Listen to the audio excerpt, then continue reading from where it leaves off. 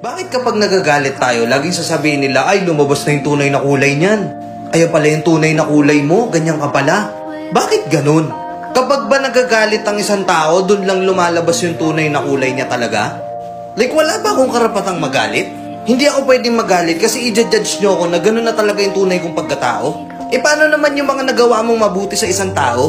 Paano yung mga naitulong mo dun sa isang tao na wala kang hinihinging kapalit pero tumulong ka pa din? Yung kabutihan na ipinakita mo dun sa isang tao na minsan hindi mo ginago pero tinarantado ka pa din.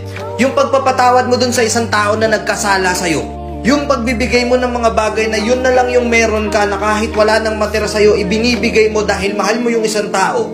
Ano yun? Hindi yun yung tunay mong kulay? Hindi ba yun yung totoo mong pagkatao? Ganun ba? Lagi natin tinitignan yung pagkakamali. Pero yung kabutihan, baliwala na lang yun? Ganun?